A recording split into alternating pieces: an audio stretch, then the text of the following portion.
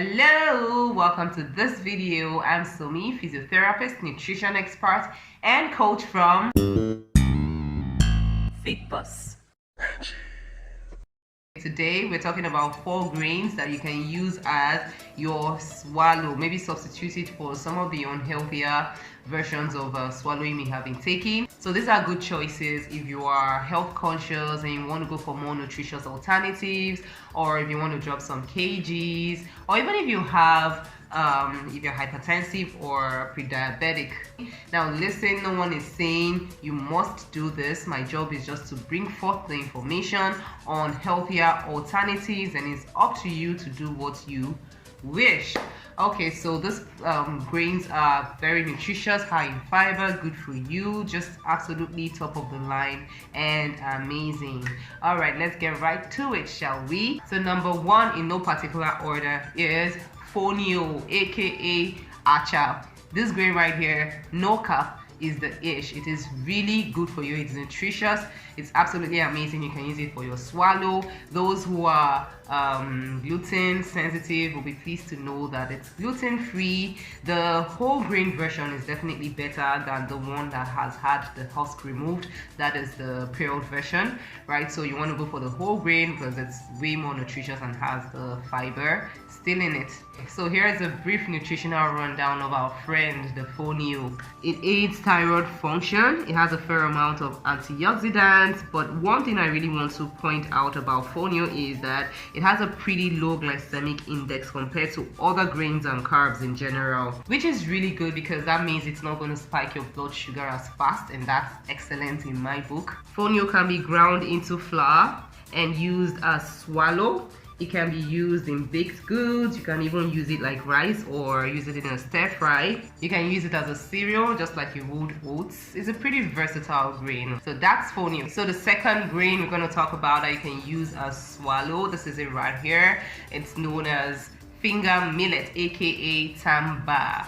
That's it. That's what it looks like. Okay, so tamba is mostly grown in the northern part of Nigeria. In fact, I think it's only grown there, but you can find it in major cities. And if you don't see it in your city, if you have a friend or a relative in the north, you can tell them to look out for it, because see, this grain right here is worth the hassle. It is so good. Okay, check this out. It's a great source of phytonutrients which have anti-inflammatory and antioxidant activities, which simply means that it enhances your immunity against a plethora of disorders, detoxifies carcinogens, promotes cell repairs. I mean, it's a solid little guy, this tamba. It's a great source of fiber, and very importantly, it's a source of polyphenols, which studies have shown greatly impacts your lifespan positively. Like, who doesn't want that? I know I do.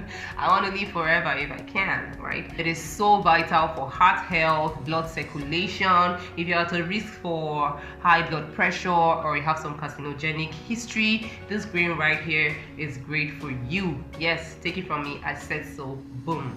Okay, let's move on. Number 3, millet. Let me tell you something about our boo, the millet. It's very nutrient dense, has a high content of minerals like phosphorus, magnesium, folate. It has a wide variety of essential amino acids too. And get this, I find this very exciting.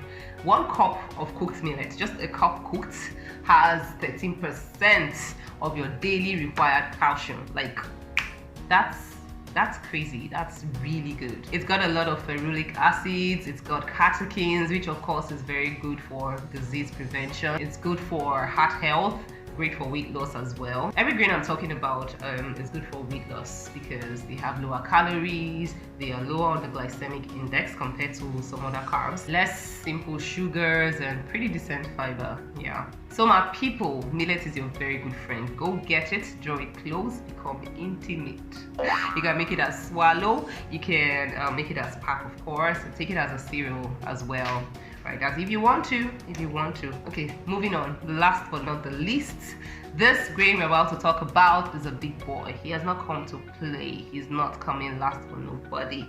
And that is oats. Oats are great, but you do know that not all oats are created equal. You should look out for whole grain oats growths or steel cut oats, which are not too common. I don't know, I find it difficult to get those, but rolled oats are pretty easy to find, right? So you should look out for those ones because they are way more nutritious and have a higher fiber content when compared to the quick oats, which have the husks and everything good stripped out of them. Quick white oats are still okay, but they are highly processed and they're kind of lacking in the richness of the whole grain, right? The richness that the whole grain has to offer. For the oats growth, steel cuts, it's pretty important. I forgot to mention this. Yes, for most of these grains, it's actually really important to soak them.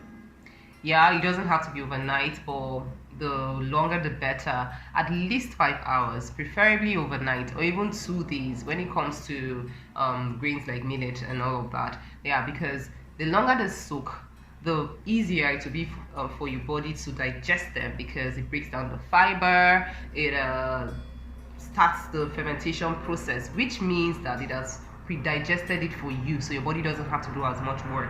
You just pour it in a bowl, add some water to cover the oats and cover up the container, and that's it. Oats is a complex carb, very high in fiber, decent amount of protein, great source of minerals like iron, magnesium, zinc, and selenium. Selenium, which I really like. It's very versatile. You can of course use it for swallow, you can take it as cereal, you can use it to bake as well. It's very good as baked goods like cookies and all of that. Studies have shown that it helps with psoriasis, it helps to regulate blood cholesterol, and for all the gluten-free lovers out there, yes, it is gluten-free as well. So there you have it. These grains are very awesome, but there's something I want to mention. If you don't live in Nigeria, you live in diaspora, please, it's good you look out for non-GMO grains, because grains are some of the most GMO products. So please, you're not doing yourself any service if you go for the GMO products. So just be sure that they don't have any additives added and all that, so you're just pretty clear. At least that's one thing I like about Nigeria. At least for the most part, most of our grains and foods are still organic. So of course there are other fabulous grains, but I just wanted to highlight these ones that you can use as swallow. If you want me to talk about other grains that maybe you can use for baking or bread and all of that, just let me know in the comment section and I'll get right to it. All right guys, so just try this out, figure out what works for you, figure out what you prefer. Like I said, I'm here to give you the information, and it's up to you to make the decision on what to go with or whether to stick with whatever you were having before. I want to thank you for watching. Thank you so much for watching this video till the end, and I'll see you in my next one. All right, goodbye, love ya, heart ya.